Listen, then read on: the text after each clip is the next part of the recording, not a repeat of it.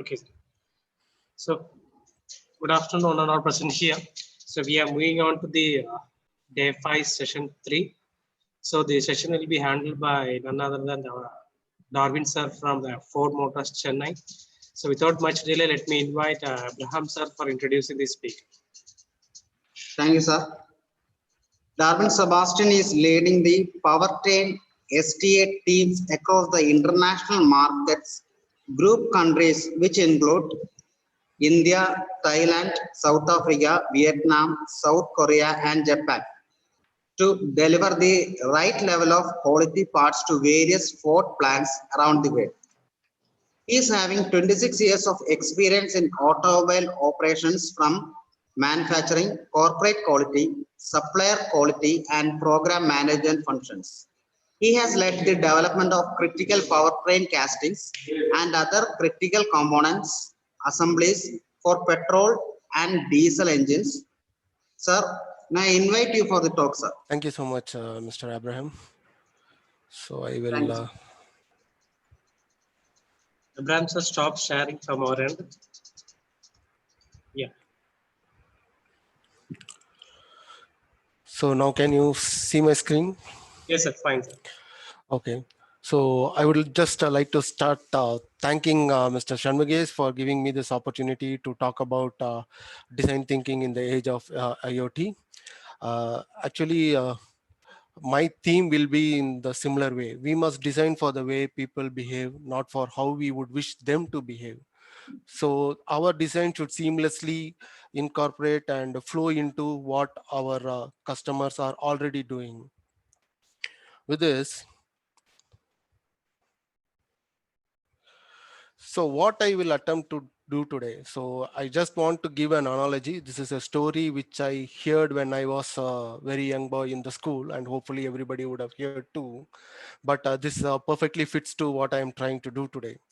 So in a school, there was a essay competition, and people were asked to come prepared for the essay the next day. And there was one student who was going into tuition with that English teacher. He overheard that English teacher speaking about cow regularly. So he thought the essay will be about cow. So he prepared fully for the cow. So next day when he came to the essay competition, and they gave the essay topic as coconut. So now coconut tree. So now the student was taken back.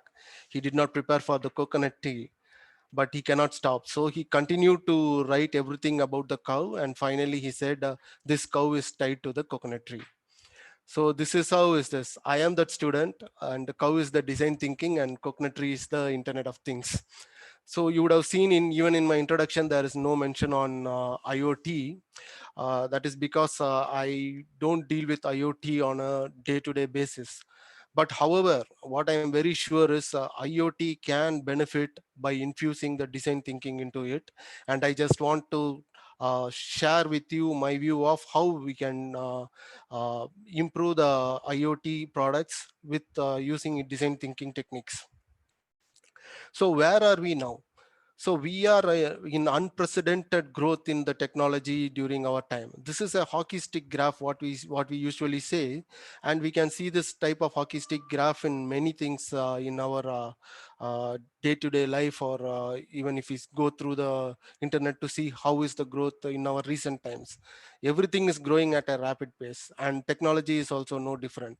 And we can very confidently say that we are at this point of time the slowest speed of technology that we are seeing right now, whatever we will be seeing in the future. So this is where this technology is jumping ahead of us, and it is exploding with so much products and opportunities for us, like sensor networks, artificial intelligence, machine learning, deep learning, robotics, 3D printing, VR and AR, and also on the human sciences.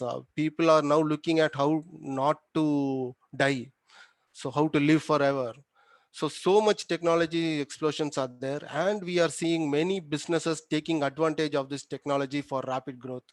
We have never seen so many unicorns. Unicorns is the 1 billion valuation, a startup which has gone to 1 billion valuation.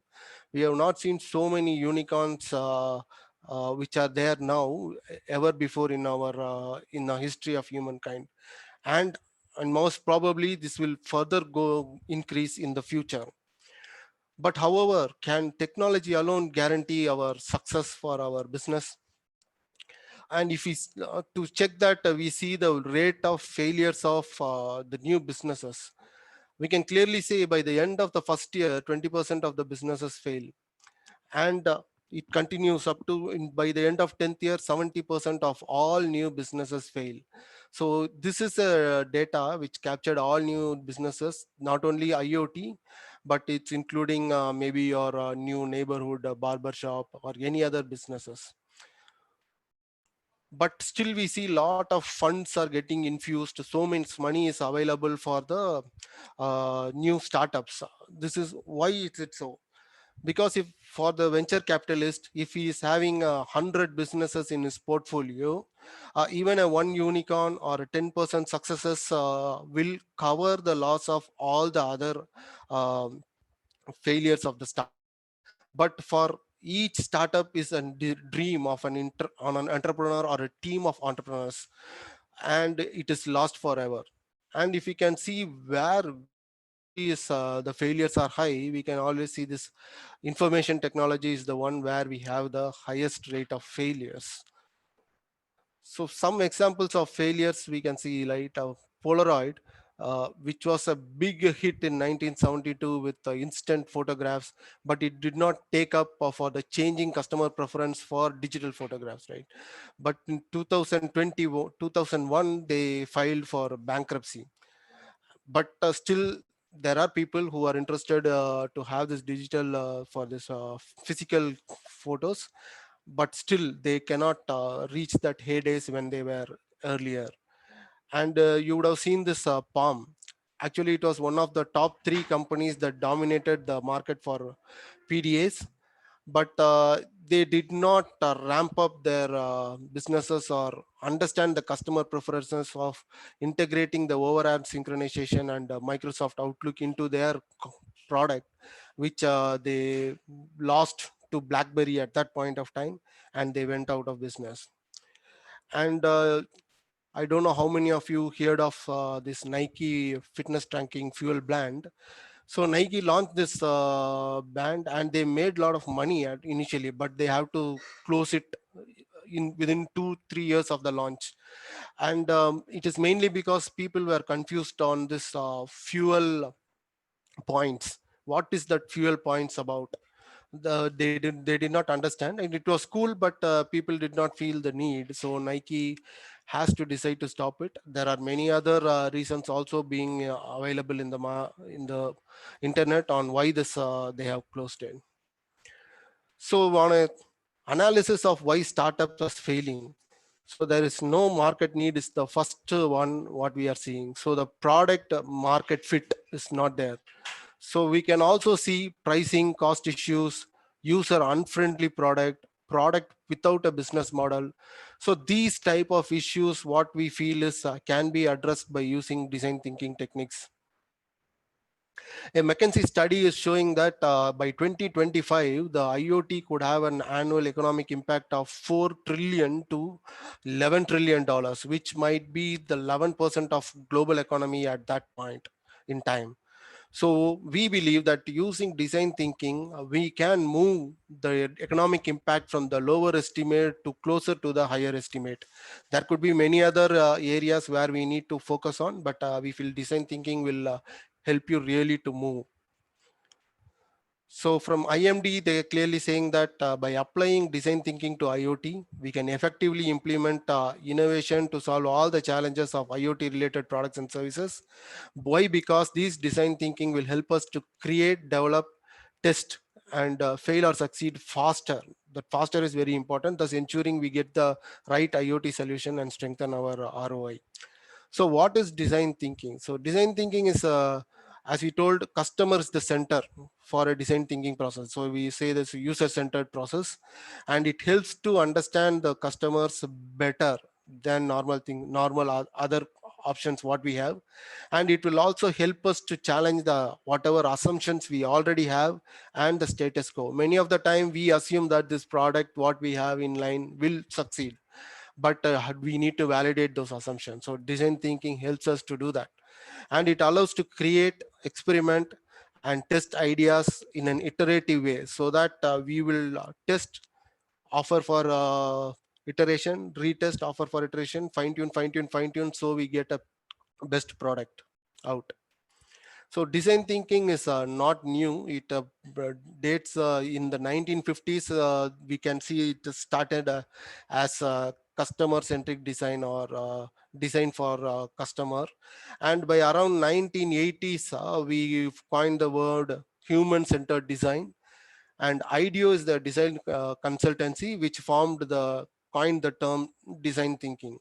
So over a period of time, you can see in 2005, design thinking from the industry, it has moved to the university, where Stanford University started teaching design thinking. And it is still now adopted in many industries as we speak. So how design thinking ensures that we have the right product market fit? So we have this three filters through which we will see the product or whatever we are developing. First is desirability. Is it desirable for the customer? Will the customer buy it? Can we sell it to that customer? And then it is feasibility. Can it be made at present, whatever the customer need?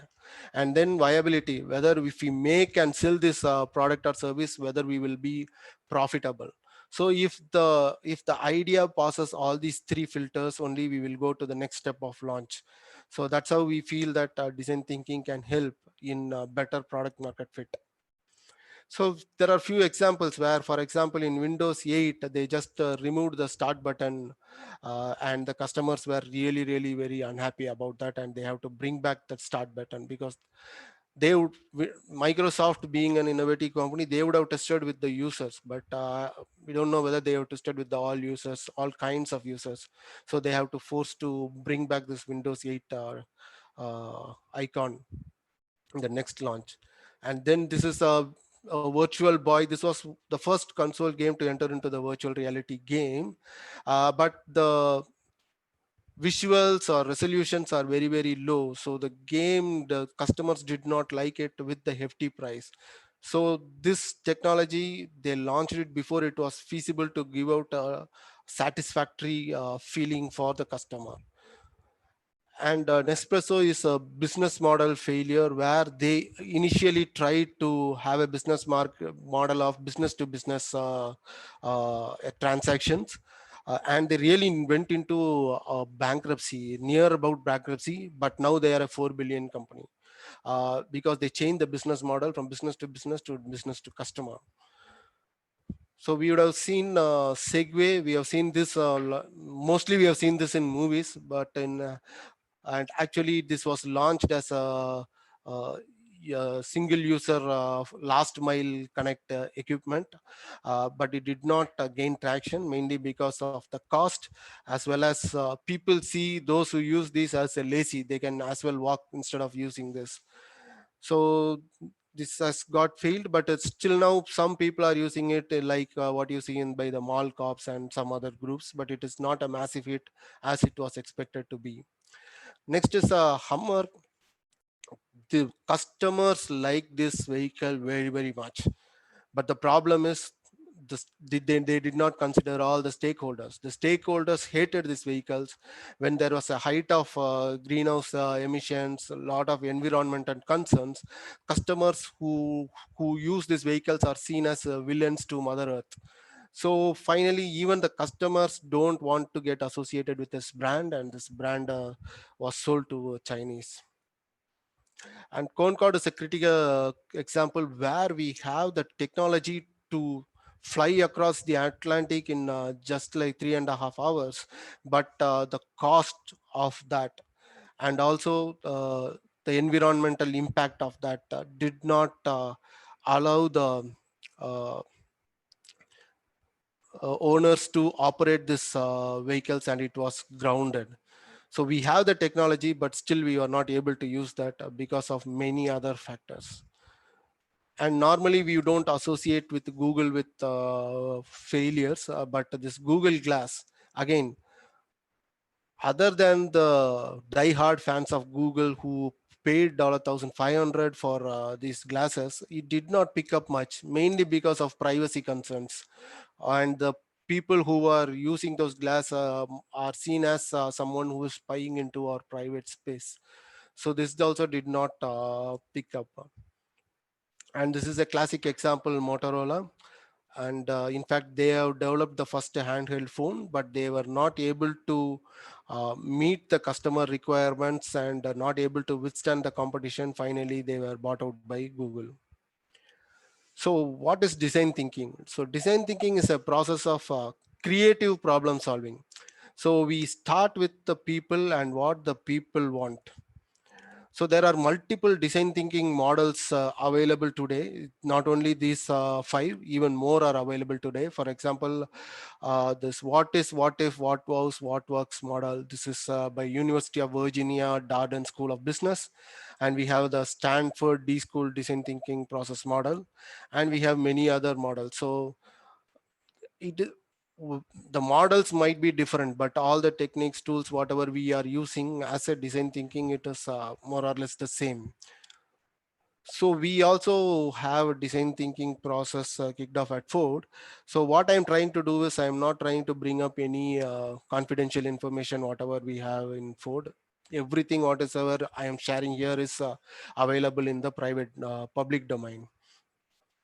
So in Ford, what we believe is that design thinking helps us to understand the design for people needs better than anyone else.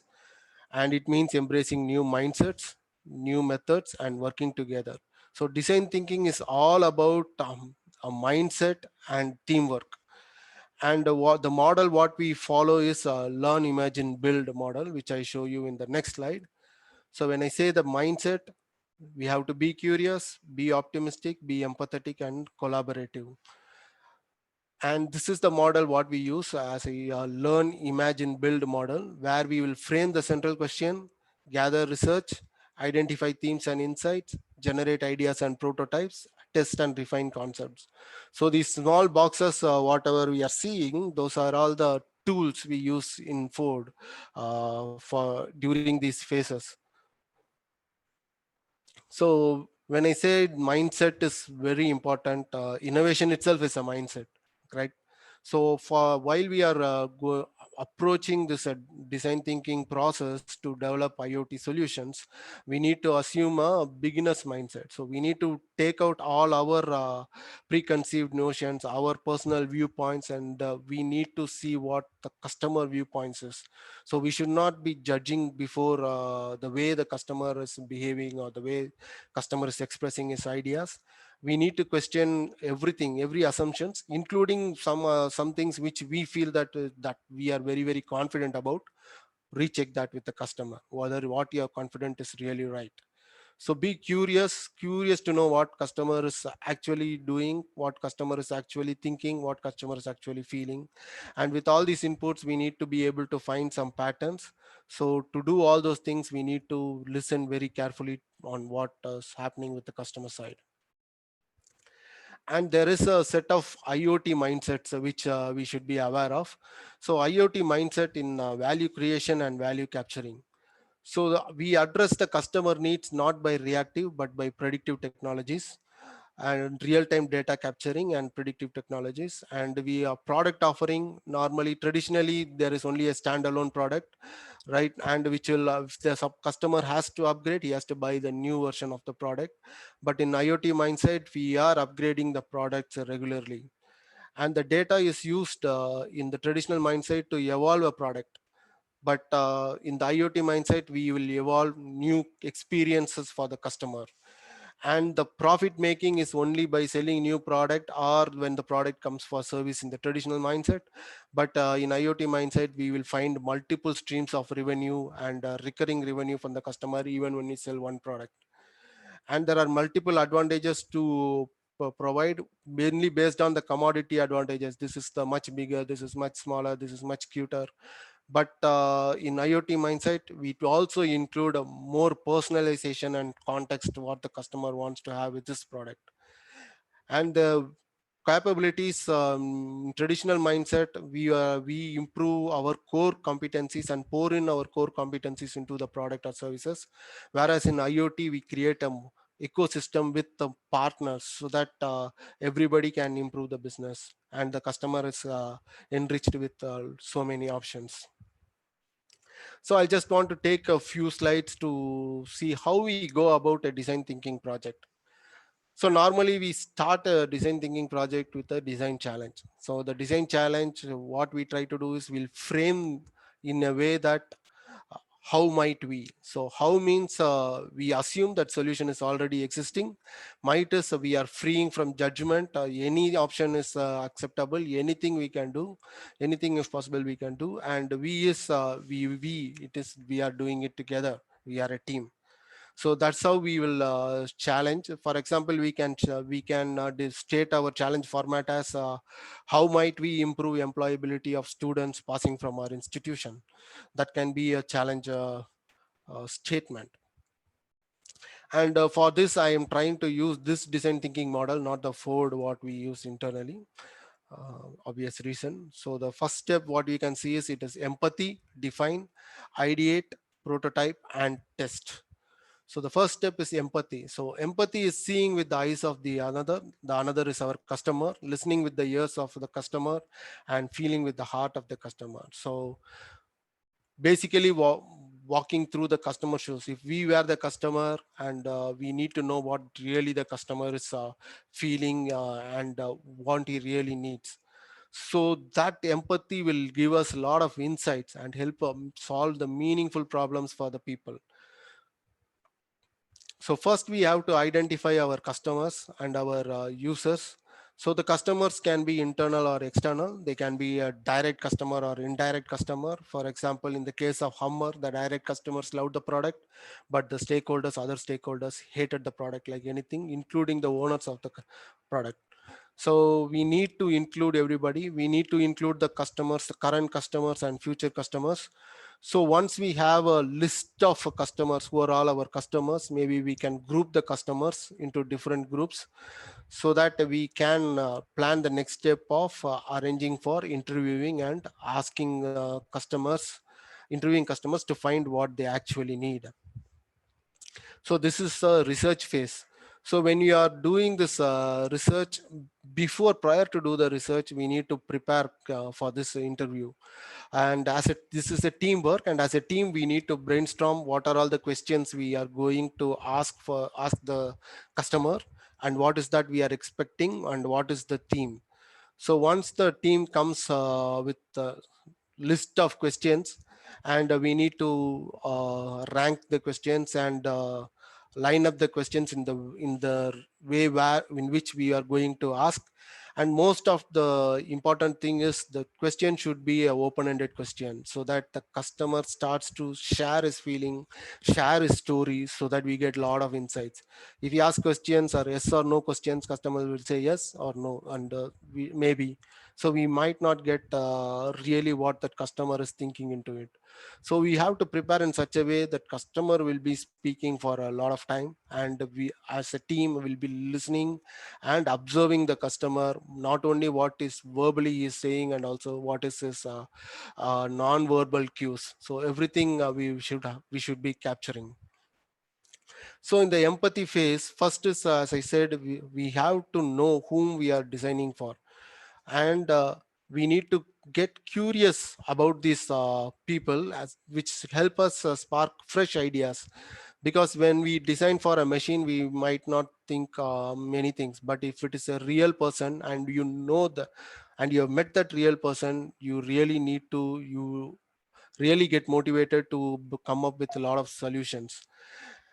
And we have to see the world through their eyes, and we have to feel what they feel, and with that we should be knowing what they want. So we have to prepare properly so that we are asking the good questions, and we are able to understand what the customer shares in better. So empathy is being compassionate, so we have to be compassionate. We have to allow the customer to talk for a long time so that we are listening. And do the research properly. So with this, we have a lot of insight about the customer and the customer needs and who is the customer.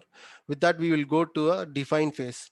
So define phase, we are crafting a clear point of view about the challenge based on the actual need and insight from the empathy phase. For example, in our example, we started the design change challenge as how might we improve the employability of students. So once you have uh, identified the customers, maybe the customers may be the students, the employers, the parents, the teachers, all are part of this ecosystem, all are the stakeholders. So everybody you will do the interview, and you with the insights you will start defining what is the actual area where you want to concentrate on. So what we suggest is make a persona. A persona is a fictional character that best represents the people you have met. You may make three or four personas based on the different customer groups you have met. So the persona consists of this persona's name and picture. Fictional. It's fictional. And what are the person's main goal in life? What are the person's main challenges, pain points, needs, and gains? And some details about their details and characteristics, habits, frustrations, motivations, likes and dislikes. So this gives a clear picture of whom you are trying to um, support, whom you are trying to provide value to. So with this persona in mind, you clearly can define the framework within which you are trying to work. So based on this customer persona and the insights, we will revisit the challenge statement. So initially we had a challenge statement of how might we improve the employability of your students. Maybe based on this, we might revisit the challenge. How might we, for example, I have not done any design thinking challenge on this, but for example, we might be changing this challenge statement. Maybe how might we provide relevant content to students for them to be successful in their life maybe. So the challenge statement will be continuously refined. That is what I'm trying to say here. So in the define phase, we will organize the information and data from the empathy phase, and we have the persona. We reflect that information in the persona and try to find patterns and gain insights. So mainly we want you to look at non-obvious requirements, because anything which is obvious, many people would have known, and there will be a lot of solution already existing or in the process. But a non-obvious solution is the one which gives a aha moment to the customer also. So you try out a few how might we questions until you find out the one which you motivates your team to take action, and you take that HMV question for your solutions. Now comes the ideate phase. So here in this phase, we will be brainstorming creative solutions for the problems with the help of that HMV question. So normally a brainstorming session, we know what we should do, right? We should defer judgment and we should encourage wild ideas. Anything, if anything is possible, what we will do. So that is the sky is the limit when the ideas are coming in, and when somebody is giving some ideas, we can build on those. And we have to, when the limit is the sky but our focus is on the topic, so that we should always be there. And it's a team sport, but we need to allow one conversation at a time. We should not multiple people speaking will not leave us to anywhere. And it is better if we are visual when we are conveying our ideas, so it will convey the ideas more quickly and easily. And at this point of time, we should go for quantity rather than quality. So the key to get a good idea is to have a lot of ideas. So in this time, I would also like to say this brainstorming is not the only way to do the ideation phase. You can also use any other creativity techniques. Maybe you would have heard of trees, theory of inventive problem solving. So that can also help us in coming up with focused ideas. So in this ideate phase, we will be co-creating with our team members and allow for all opinions and ideas.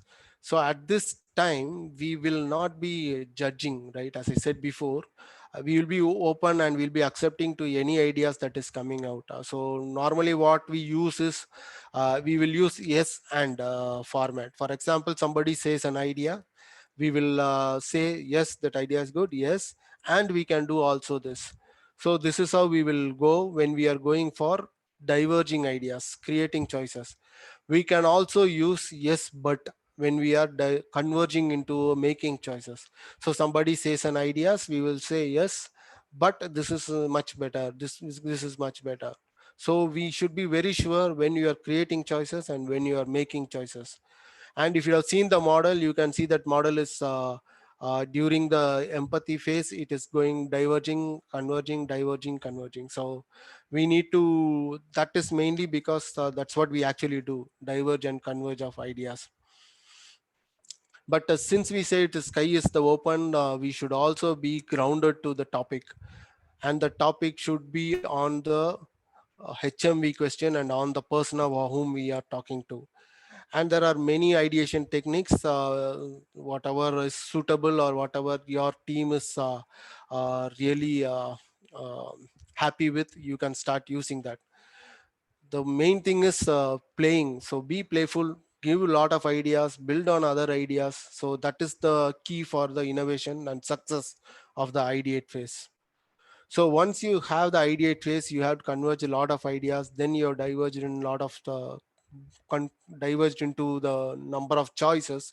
So now you have started to test whether that idea what you are identified which will better suit for the customer will work or not. So that we will do using a prototype. So prototype is just bringing our idea to life to test with the real people and see, learn what it works and what it does not work, what needs to be improved and other stuff. So a picture is worth 1,000 words. The prototype is worth 1,000 meetings. So the prototype is mainly what why we want is to reduce the number of meetings to come to the solution quicker than others. So the prototype is not only to test functionality, right? So prototype is also empathy gaining. So see whether the customer really likes the product, not the function, the product, how the product looks, how the product, how he can interact with the product. Or exploration, maybe you can make multiple prototypes to see which one the customer loves best, and the testing and getting some inspiration. So it is not only prototype, doesn't mean that it has to function, it can serve many other purposes also. We will make prototype. So I just prototypes can be a low fidelity to a high fidelity prototypes. A low fidelity prototypes can be like a storyboard, storytelling, role playing. So storyboard is just a prototype where you are saying the customer usage in a story. So what is that you are giving, how the customer will, you expect the customer will feel. This is a story you will explain to the customers, and the customers may ask questions on your story, and you can get a feedback from the customer, which part they like, which part they did not like, which they want to be modified, which they want to be dropped, etc.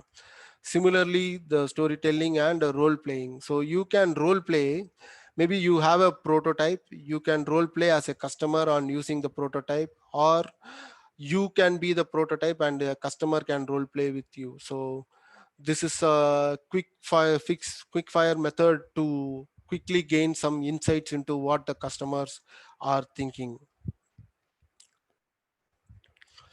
So in the prototype phase, what we have to really look at is quick and simple ways to produce our prototype, so that we can quickly bring our idea to life and quickly get the feedback. So the crux of the design thinking is uh, create quickly, fail or pass quickly, so that everything should be very very fast. So anything can which can explain your idea to the customer can be a prototype. So when you are doing the prototype, there is a 99.999% of a chance that customers don't like it. customers want to do something change. Just because it is your idea, just because you have made it, poured your blood and soul into it, don't hold on to it. So what we are trying to do is not trying to sell our idea to customer, we are trying to solve the customer's problem.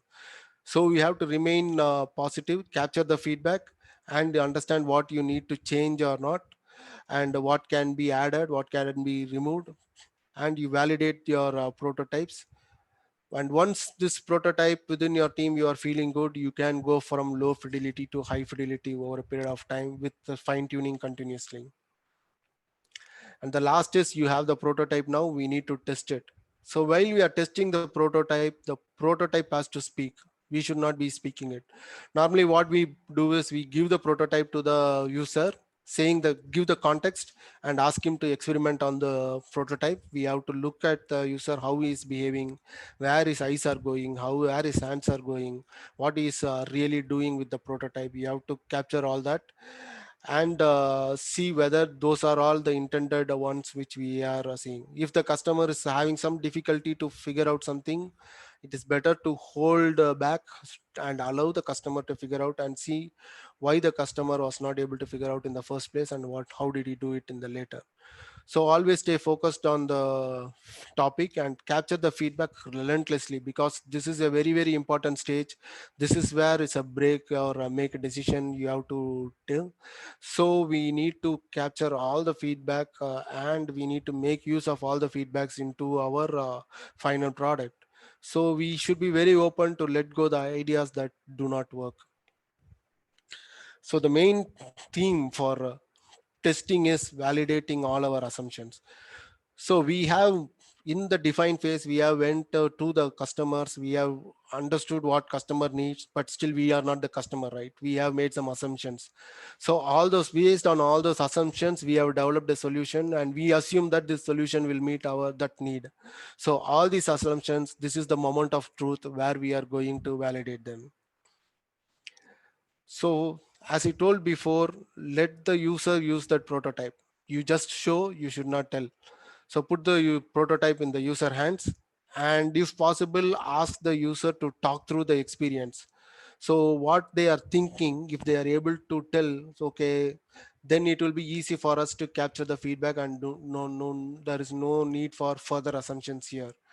And the most important thing is actively observe whether the what the customer is saying and what the customer is uh, doing or matching. If customer is finding it any difficult, we are not going to jump in, we are only going to observe.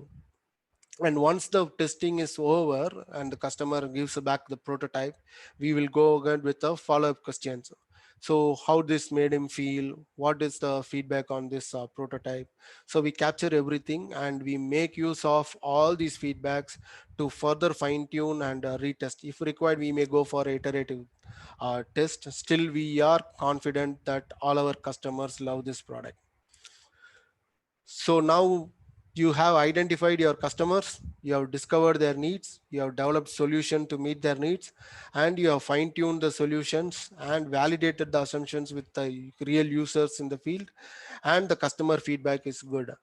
And you also ensure that the product or service is desirable. Based on this, it is feasible and it is viable. So now you can go ahead and launch the product. And by following all these steps, we believe that the percentage of success is higher than you launch a product when you have based only on technology or based on your own belief. So some of the do's and don'ts during this process is, we have to design the IoT products with a user-centric approach, not because we have some devices which can talk to each other. And we have to create innovation considering desirability, feasibility, and viability.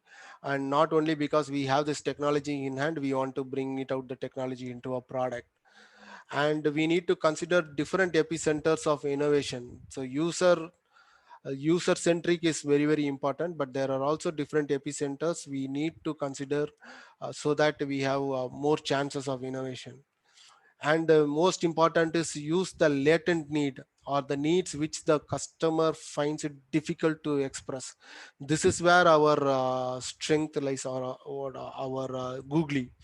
So the obvious needs anybody can find out, right? To find out these latent needs, that will bring you the aha moment when you launch your IoT product to your customers. And test your ideas cheap and fast and evolve as you get a feedback.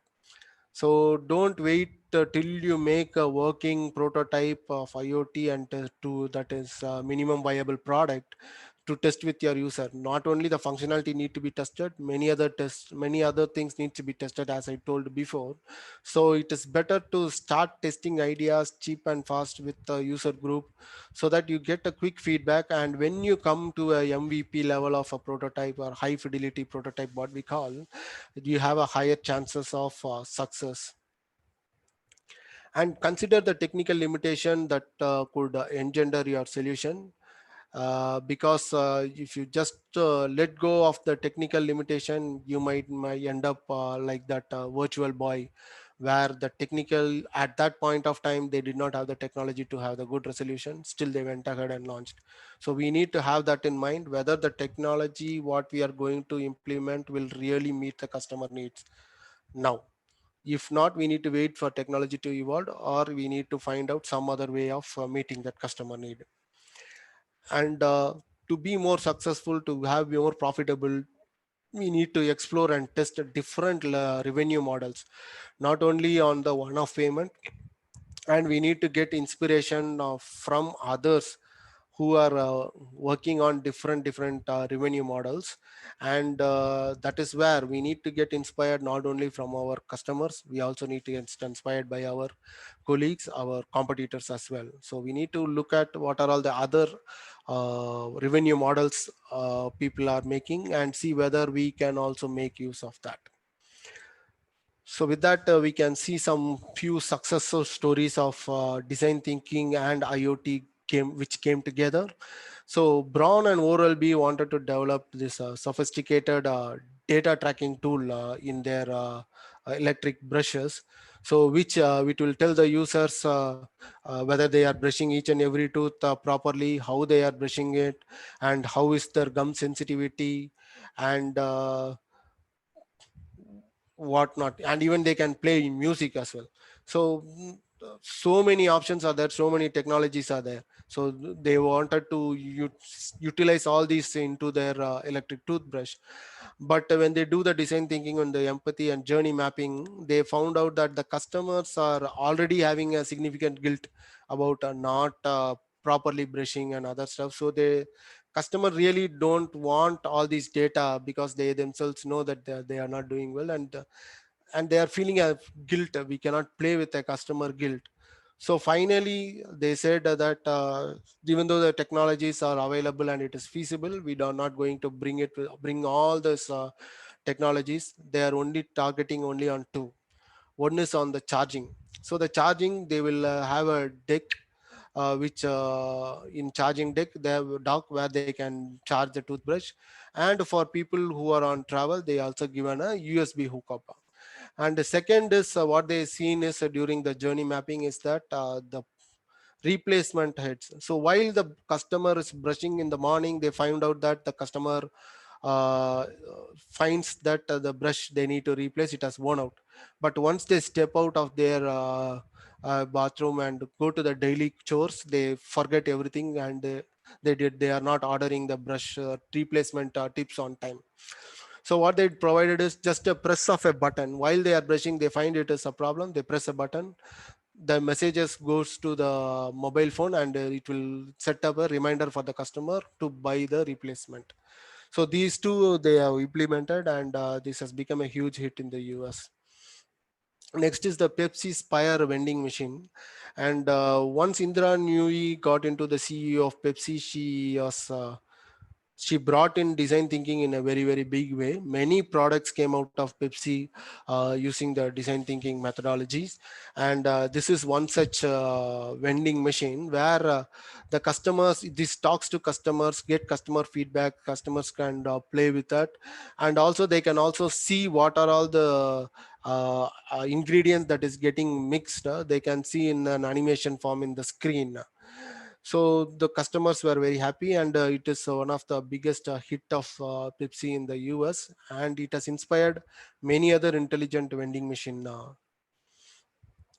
This is a regular what I should say example what we will see in any design thinking workshop.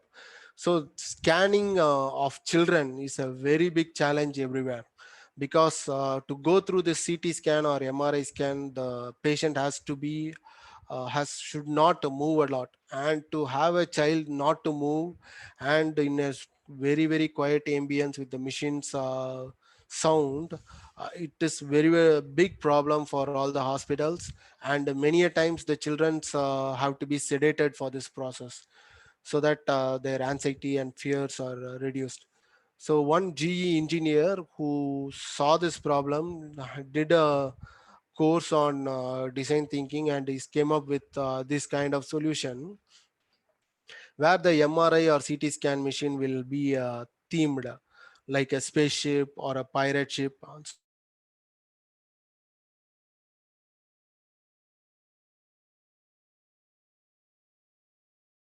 to take the MRI or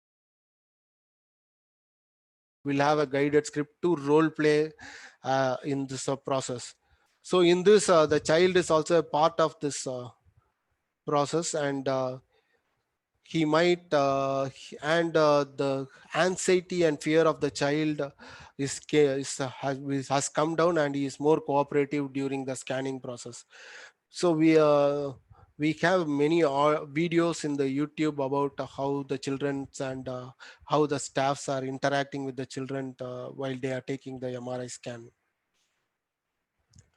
And this is IDEO startup in residence product, what is called as a pill pack.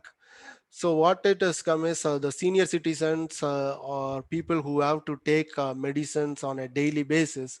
It is very difficult for them to get medicines from different packs and to have them on time. So they came up with this idea of pill pack, where the doctor sends the prescription straight to the pharmacist at pill pack, so that pharmacist will organize the medication and the refills and send it in tiny little packets.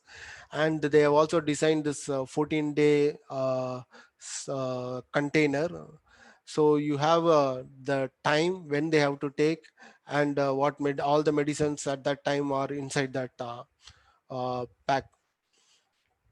So they also have to design a travel pouch, so that the persons who are traveling can also have this.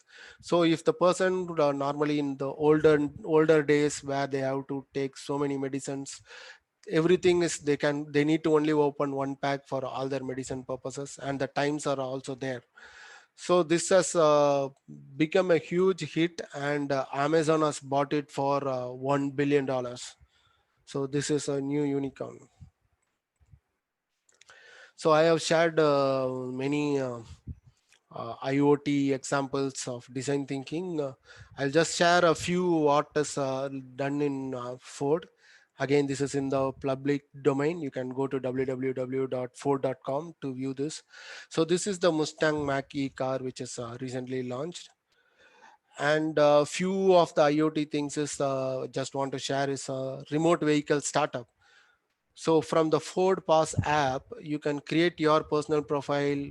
You can charge your preferences, drive experiences, what are all your favorite destinations, and many other options are available. This you can do even before you get the delivery of your vehicle. So once the vehicle comes, you can just transfer all these to personal settings to your vehicle.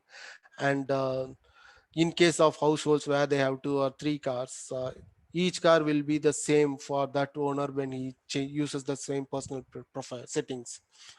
And the drive experiences side, they can match the mood. You can select as per your mood. So all the interior light, sound, even the vehicle sound and responsiveness will change matching to what you really need. And you could have seen this huge 15.5-inch touch screen. This is used as a Sync 4A. So this combines cloud-based connectivity and over-the-air updates capability, and it will also have a voice recognition. And this will also using machine learning, so it monitors your drive preferences, is monitoring how you are driving. So as long as over a period of time it learns about you better and responds to you in the way you would like. So the same car after a 1 year would be a better car for you. And all EV owners will have some anxiety about the charging level. So the Ford has provided uh, in the navigation system, when you enter in where you are going, and based on your charging available in your battery and where the next charge station is available, that will give you uh, information, and so that you can go to the next charge station whenever possible, so that you can drive freely, and especially when you are going for a long distance drives. So when you remove the IC engine from the car for going to a battery electric vehicle, the front end becomes empty. So what they did is, if they make a pit in the front end, the dirt and everything cleaning is going to become a very big problem. So they have added this storage space, but also they added a washable feature and a convenient drain, so it is perfect for your shopping bags. But you can also fill it with ice and your favorite beverages, it will keep it cool for you. So these are few of there are many more things which still not shared with the public domain, so I can share now. So to harvest design thinking, individuals, teams, and whole organizations need to cultivate optimism. So optimism and mindsets are the bedrock over which the design thinking is built, because we have to be optimal to we have to be an optimist to be confident that we will find a solution for the customer, and we have to be optimist when the customer comes and throws off our prototypes or says this product is not good. We should be optimist to see that, understand that yes, this is the customer point of view, and we will come up with a bigger, better solution rather than going down. So optimism is very, very important. And with that, I think I hope whoever working on IoT projects, you use the design thinking methodology to make the IoT product more customer friendly, more customer focused. And thank you. I think I have completed it in an hour or so. So I am now open for any questions. And before that, I would like to wish you all a Merry Christmas and a Happy New Year. With that, I'm open for any questions. Thank you, sir. Thank you for the wonderful session. Any Thank queries you. from the participants?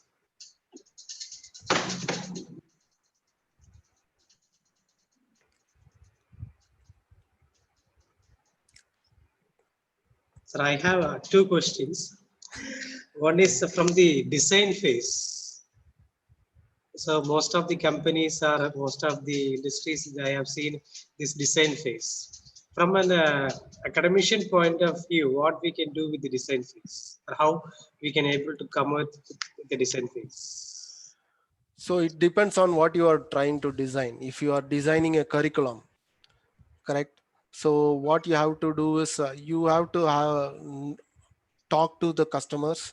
Customers, when I say customers, are your students, your parents, the teachers, and your potential employers of the students, right? If you can talk to them, find out what is there in the market, find out what they can afford, find out what they are equipped to train, so find out what they can pay, and how much the student can take in. So all these things you bring it into the design phase, so that you understand what is best fit for both the for which will meet the need for the all your customers. The another thing in the case of design phase, if you're shown a figure, that in this board, some sort of markings or some sort of yellow stickers will Yeah. be there. Yes. So what we can Those do, are photo those are actual photos of the design thinking workshop what we do.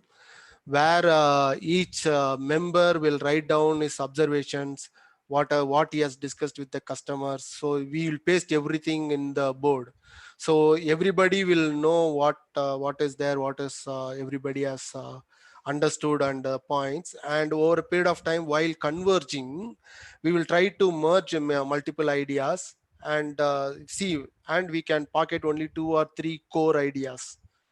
So normally design thinking training we give in a workshop, where we give a design challenge, and ask the teams to solve the design challenge in that workshop. So those are photos from the actual workshop. The next one is storytelling and role play. Can you give an example what the academician can do in this particular topic? So for example, what comes to my mind is in a role play, you want to bring in for example, I will say you want to bring in a design thinking as a subject in your institute. So as a role play, you can bring in the students, you can also bring in some educators, you can also bring in um, some parents, and you can demonstrate in front of them what you will be doing in this design thinking workshop. This is how I am going to arrange the ideas, this is how I am going to uh, mm, uh, converge the ideas, this is where the design thinking workshop setup will look like. And make the students or those in from your team to go around and explain what is happening during this time. And others should observe and say, no, no, this will not be comfortable, this can be improved, this can be more visual, so that you can fine tune that workshop experience, design thinking workshop experience in your university. Thank you very much, sir. Thank you. Now, any other questions from the participants? There is a question on chat. Okay.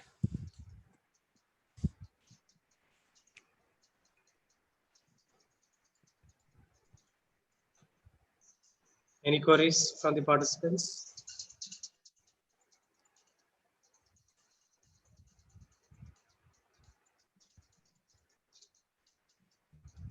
Okay. Okay, sir. Thank you.